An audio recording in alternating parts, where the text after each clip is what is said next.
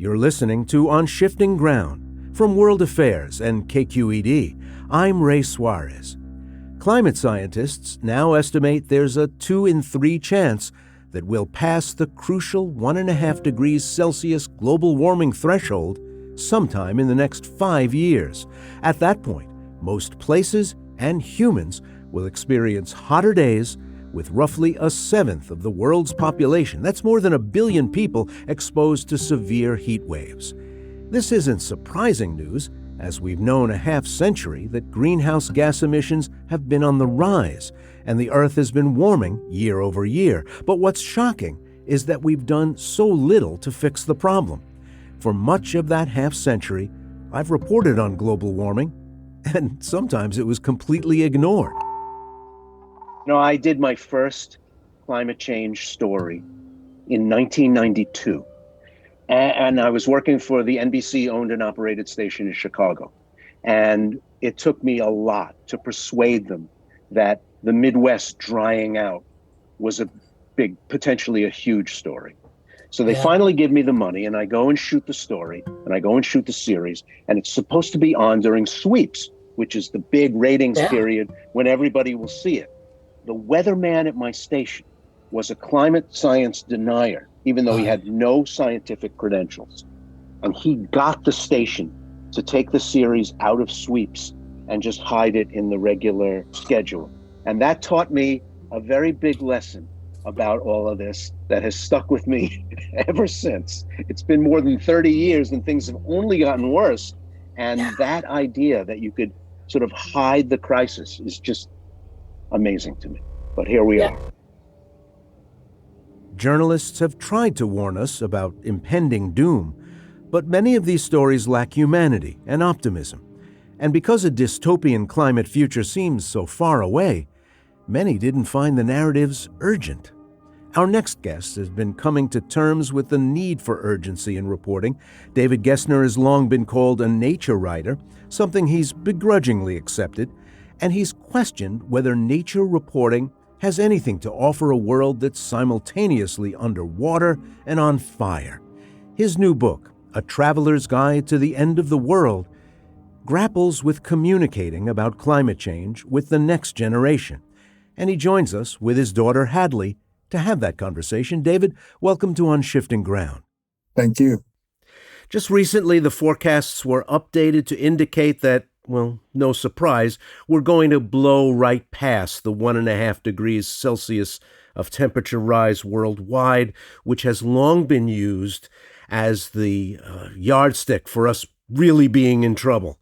And recently, it was also projected to be the warmest year on record in the United States. Will either of these two metrics move the needle? No. Is the short answer.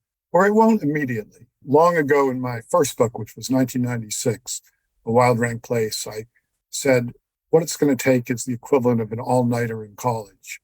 When the storm hits New York twice, when things are brought home so intensely and severely, as they have been to many of the people that I interviewed in the Southwest and on the North Carolina coast, then I can see the needle moving. Things like I just got back from the West again, and driving through Leadville, the highest town in the U.S., 3 feet of snow. We're very grateful, despite it stumbling the predictions. It was snowing as I was driving through, and I was thinking, thank God, we're going to have the time release of water during the winter. But also, you can see those skeptics salivating over oh, you're wrong again. But so clearly, as you point out, the predictors have been pretty consistently right. If anything, we've overshot what we imagined would happen. Recently, I was interviewing Pete Buttigieg, the Secretary of Transportation, and he said there was a generational divide in climate concern, that the realities of the world we're laying out for future generations is more keenly felt by people his age. And when he said it that way, I mean, I know he wasn't purposely trying to make me feel old, but he did. But I'm not sure that's true. What do you think? My sense is that people are aware of it. I'm also a little older, that we're aware of it and we're intellectually, we perceive it, but it is felt more keenly by the younger generations. And one of the things I tried to do with this book was to write about climate in a new way. And one of those new ways was to really try to imagine, to empathize with people, younger people, when they're going to be my age, when these things we predicted are here, and what it's going to feel like.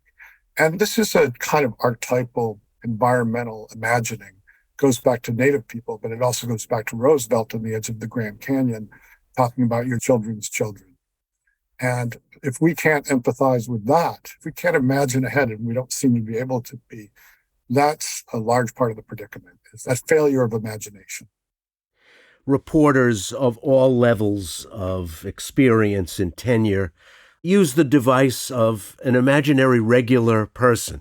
They use them in morning editorial meetings. They use them when they try to imagine who they're telling their stories to. You have not an imaginary regular person. You have an actual regular person. Yours is your daughter, Hadley. Tell us about her. Well, she'll be chiming in soon, but I think Hadley has an activist gene that's missing in me. One of the things I say, kind of defensively, I guess, in the book is I'm coming to this problem in a different way. I'm not using the tropes of hope that I see so often. I'm not using despite my title, I'm not Jeremiah, Old Testament prophet, railing, saying the end of the world is coming. I'm more trying as an artist to kind of see what is and imagine what will be. And Hadley, who's now 20, but was 18 when the book was being written, is a large part of that imagining. Every scientist I talked to, I kind of gave a creative writing assignment to. I said, please describe for me the world in 2064, the world that Hadley's going to inhabit when she's my age. And the surprising thing is these scientists are pretty good writers. They came back with some pretty good descriptions. The first one was Caltech's Paul Weinberg, and he said the skies then will look like they did after the volcano Mount Pinabaro blew in 1991, when sunsets were red and purple, swirling.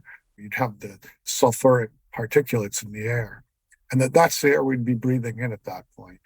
That's a scary thing, and if you can really imagine it, maybe, I'm not saying that it's going to spur you to action, but it's a very visceral, vivid thing. That idea that our daily experience will include air that looks like it looks after an unusual, catastrophic natural disaster, like the explosion of Mount Pinatubo, is a sobering thought. Hadley, what keeps you engaged? What keeps you optimistic? What keeps you from going, oh, the hell with it? Well, to be honest, a lot of the times I feel like, oh, what the hell? I have been in positions where I felt very discouraged by everything. But to be frank, what keeps me going is my friends and family. I feel like if I'm going to be active for something, it has to be something I love. And I love nature. I love the people I surround myself with. And I want to grow old with them. I don't want to die when I'm 30 because the air isn't breathable. I feel determined to cultivate a life for myself, which I'm already working towards in college and really enjoying, and I don't want to lose that. So that's what keeps me going. Optimism is a whole different thing, though. Sometimes that's very difficult in itself because, like you said, the scientists aren't saying it's looking too optimistic. Well, there's this terrible tug of war between hope and aspiration and what really seems doable when President Biden says he wants to halve the number of greenhouse gases by 2030. You think, well, yay us. Let's go ahead and do that. But 2030 is like a couple of minutes from now. Are we really going to do that? I don't know. I usually say it during interviews, but I want to let Hadley say it. Can you describe for Ray your high school years? Oh boy, I can. So I started my freshman year of high school, immediately kicked off with Hurricane Florence. So that took away a good chunk of my first semester. We're in Wilmington. Yeah, I grew up in Wilmington, North Carolina, so right on the coast there. Got pretty wrecked. Second semester, freshman year, my only normal semester of high school. And then my first semester of sophomore year, Hurricane Dorian hit, and that kept me out of school for a good chunk of time. And second semester, sophomore year, COVID happened. So that affected all of the rest of my semesters of high school. And I was pretty much either in a mask or at home on Zoom for the rest of my high school experience. So, yeah, pretty normal. Yeah. Pretty normal. But here's the thing. Sometimes skeptics and people who are writing about how hard it is to get people engaged on this talk about how, well, people need to feel it and they need to see it. But I wonder, the Outer Banks, the Chesapeake Bay, where the watermen talk about the shoreline of their homes falling into the bay, South Florida, where instead of a couple of days every year of ankle-deep water, there's just standing water day after day, and it's become a regular thing. The Southwest drying out. I'm wondering if, even when people see it, they don't want to change their mind. Running around like your hair is on fire isn't enough. Giving statistical and concrete illustrations of what's going on isn't enough. What is enough? I don't know. I mean, it's a tough question. I think that both of us share one big thing in common, and that's that we're both artists. And I think kind of doing what you know how can be enough in a sense. I mean, I try to really push a message through my art. I know that my father, David, does as well. And I mean, the scientists are going to do their science, and I'm going to try to do my activism as best I can. And I mean, continuing to make art and doing what you know how in the context of this disaster is all that we can manage to do. Let me jump in, Ray, on that too, because you probably read Ministry for the Future. Mm-hmm. It's by Kim Stanley Robinson. It's a sci-fi book, right? Climate fiction. And for about 500 pages, it's dismally depressing. And then, I don't know what it is, 2050, human beings start fighting back. And it's fiction. But when they do fight back, they do it exactly the way Hadley said. The politicians pass laws. The lawyers sue. The monkey wrenchers monkey wrench. The writers write. And it ends on a somewhat hopeful note. Not that we're going to go that way, but I do think if we face the problem, then go into ourselves and say, what am I capable of doing? Will this book change the world? No. I didn't intend to write this book. I traveled a year after COVID. I went to DC, was shocked to find it like the barricades with the razor wire everywhere and people with guns. And the next stop was in the West. And I was at a 90-year-old man who I admire greatly, Ken Slight. He's the bassist, the inspiration for Seldom Seen Smith, the character in Ed Abbey's The Monkey Wrench Gang. And a fire had just ripped down his canyon above Moab, Utah. And I went to the meeting with the firemen afterward, and then we had a birthday for his wife, and we were sitting in there talking when there was a rumbling noise like a train, and we went out, and down the burn scar came this flash flood carrying trees and rocks. And suddenly I was like, I don't need to go find climate change. It's finding me. And my next stop was Paradise, California, where, of course, they'd had the horrific fire, but a new fire, the Dixie Fire, was coming through. So there are places in the world, not yet New York, LA sometimes, where this isn't something in the future at all. This is something that's happening now. Again, we can circle back to your point. Is that going to change things? I hope so. You pick up the paper, if you do something as archaic as pick up the paper, or you pick up some sort of screen, and there's the headline. States close to a deal on the Colorado River, ready to protect Lake Mead. And, you might feel encouraged for 15 or 20 or 35 seconds until you read the story, and you find out that what they're going to do is try to leave more water in Lake Mead. And again, even that's something. It's not nothing, but Lake Mead has been emptying out like a bathtub, leaving a ring on the side of his hillsides around it. Lake Powell, too. And Lake Mead is an invention. Lake Mead is a contrivance. It's a place created by people in the first place to push water through turbines, and it's part of the way we've engineered the West. But still, if I read the coverage correctly, it's only going to be a trickle that reaches the Gulf of California.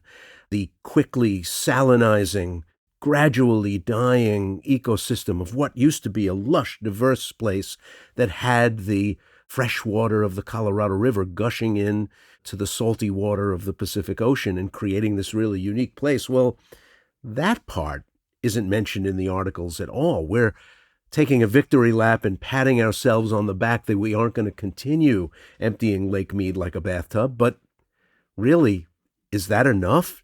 Do we mark ourselves on a curve so much that even that little bit has us thinking, oh, wow, how great that these states aren't going to continue to empty out the Colorado River?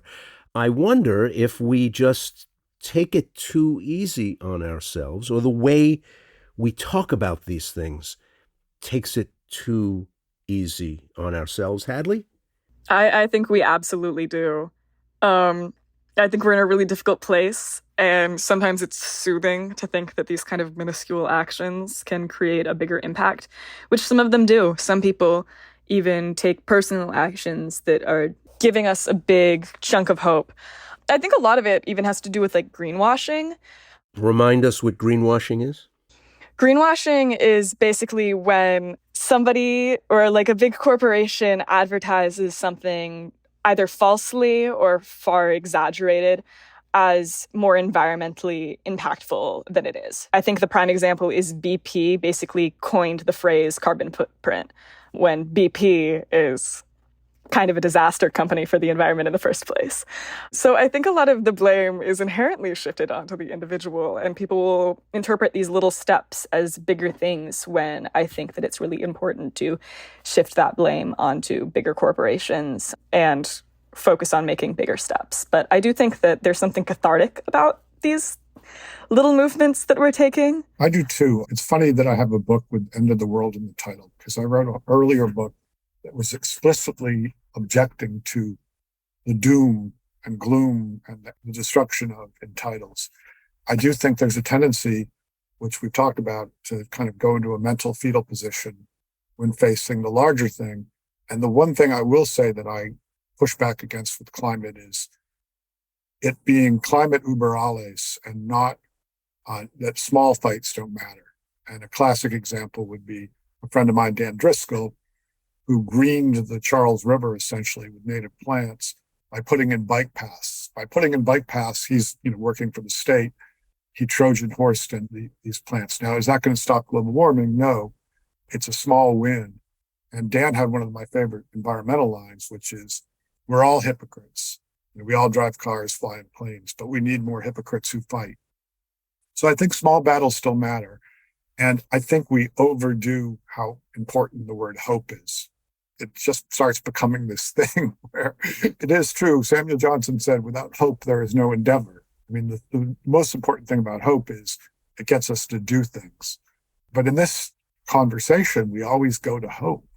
It doesn't make me hopeful, but one thing I hope against hope is that human beings can start to realize, and they probably won't, I'm not naive, that we are animals and we're despoiling our habitat. And one of the things that happened in the book was I didn't just witness climate disasters. I also stood at the source of the Colorado River, which, as you pointed out, is the water supply for 40 million people. And I could straddle it at its source, and it was flowing below ice. And I thought, this is a primal moment. In the southern Louisiana, when Ryan Lambert, who's a big old hunting, fishing, conservative guy who teased me and used to call Obama my president, when he talks about redirecting Mississippi to rebuild land, which he's actually done through grants for Ducks Unlimited, this is a real kind of primal moment too. So there's also the psychological aspect where you get beyond consumerism and kind of this rapacious way of thinking. And I just feel like traveling around, I see both disaster, but this spectacular beauty in many places, which again, isn't going to save the world, but keeps me going and buoys me personally. Well, the thread is that personal witnessing of these events, of these places, and putting a bike path next to the Charles. What that does is it makes people look at the Charles River, which they might not do otherwise. There's that expressway that runs along the river, but you only see that go by, if you're lucky, at 25 or 30 miles an hour. You don't really see it. And when you're going by at bicycle speed, you still see it at a humane speed, and you notice when there are water birds, when it's lapping up against the shore, when there's a little bit of sheet ice on the edges of it. It means something to you in a different way when you actually have to look at it. So it's wonderful. He's kind of tricking people into caring about the place. Yeah, getting out into the world. The other thing about the ice in the Colorado River was in a chapter called Beneath the Ice in my book, is we're all going to die, all three of us, even Hadley, which is terrifying to me. And we repress that fact, and we repress this imagining of future climate, because I don't want that world to be Hadley's world. And facing these things, and that's why it's in the chapter called Beneath the Ice, facing these things is a very hard thing to do. And we're proving that by not facing them. On this program, we had as a guest a psychologist, a therapist, who was working with young people and finding a kind of ecological fatalism when she was talking to young people, and a deep well of pessimism. And Hadley, I have a daughter just a little older than you, who just recently finished college, and she matter-of-factly announced to her mother and me that she wasn't going to have children because you people screwed up the world. She is very convinced that there actually is accountability. She was looking at it, and though we were trying to do the good things that you can do in your daily life to not be quite so hard on Mother Earth, at scale, people my age hadn't done enough, and the world was a pretty unpromising place to raise some future Hadleys and Isabels. Do you feel the same way? I mean, partially. My father knows that I often say that I don't want kids for that exact reason. I have a lot of climate anxiety, and anxiety is about other things and other directions the world is going. For instance, AI freaks me out a whole lot. And I don't know if the world in 20, probably less than, years is going to be a place where I want to raise children. And I feel that pessimism a lot. I think that there's not a lot of good in throwing blame on normal people, as we were talking about earlier. I think that typical people can't really make huge impact in destroying the climate. I think that it's cumulative. I think that not enough was done.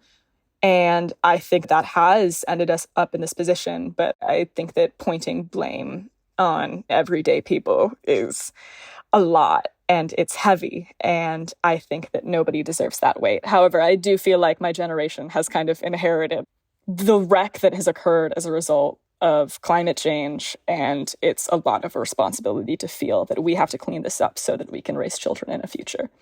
It's not a scientific survey, but do a lot of your friends feel the same way? Absolutely. I was in the big convention center in Copenhagen at COP15, and knowing how leaders don't want to show up unless the deal is in the bag, once Lula and Jacob Zuma and Wen Jiabao and Barack Obama and Hillary Clinton and the head of the EU's climate process were all in the room, I figured, they're only going to show up if there's a real deal. And it all kind of fell apart at the end. And instead, there was a tepid joint communique, which pointed to better times ahead and more significant results from future COPs. But it ended up being kind of a cop out. And it was one of those moments that really felt like we were pretty darn close, because the people from the big extractors and the people from the big emitters and the people from the big petroleum powers and the people from the big rainforest countries were all in the room, and it felt like it was close, and it didn't get done. And we've sort of nibbled around the edges since then, but that moment that you're talking about, where people do finally realize they have no choice but to get serious, it seems to always be in the future. All right, I'm going to shoot for a couple little nibbles. I've been anti-hope so far, but you don't really see outright skepticism as much. I'm sure you see it in Republican congressmen where they're kind of over the top. But you don't, if you travel the country, people might call it different things, but people are aware that something is changing. So that's something. Every other ad I see on TV is for an electric car. Not that's great progress, but hey, there's something. All energy prices are falling, and the old argument of that's completely impractical with solar, wind, and hydro is becoming less overwhelming, because that's the first thing everybody always says. So there are little things that, if a galvanizing moment like you described were to happen, and if in the end, I think it's laws being passed, right? I always think back, my age, there were no seatbelts. And when they made a law that you had to wear seatbelts, I was enraged. That was an impingement on my freedom. And 2 years later, it was click, this is normal. I mean, so that is the kind of thing that one hopes will happen when Hadley's 30, 40. Does that feel realistic to you, Hadley, that once we've tried every other kind of avoidance, we finally will admit that we've got to do something and do it? Yeah, I think that is realistic. I think that, at one point, we're either going to have to admit defeat and just give in and do something about it, or we're going to feel it and we're going to be completely screwed. And we already are feeling it. A lot of people, especially people in more high-risk communities, are already feeling it. So it's inevitable that somebody's going to do something. Hadley, using the technical scientific term, completely screwed. Go ahead, David. Yes, it's a good term. I would say that there are going to be places where, Sandy comes along and there's a lot of noise and then nothing happens. You can't have the same nothing happens in Miami if there's a direct hit, where inland places are 4 feet over sea level. I hate to bring it up because Hadley goes to NYU, but if New York gets hit from the right angle and the World Trade Center site is like 5 feet over sea level, you're going to have events that aren't in the news for 2 months and then they're gone. You're going to have more Katrina-style events. Outer Banks is another example where you have even more sober, restrained scientists saying, project ahead 50, 60 years. And this is not going to be a place where humans can exist. So if you start to have these events that aren't recoverable events and short-term news things, maybe that too could be a spur to change.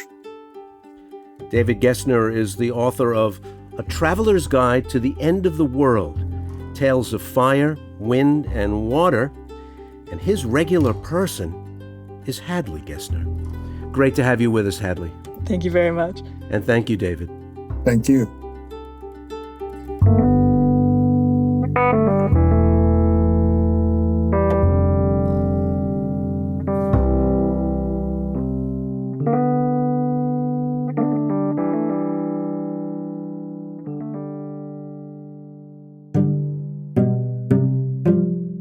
You've been listening to On Shifting Ground, produced in partnership with KQED, with funding from listeners like you. Today's episode was produced by Elise Manukian, Sienna Barnes, and Andrew Stelzer. It was fact-checked by our intern, Adam Ailey.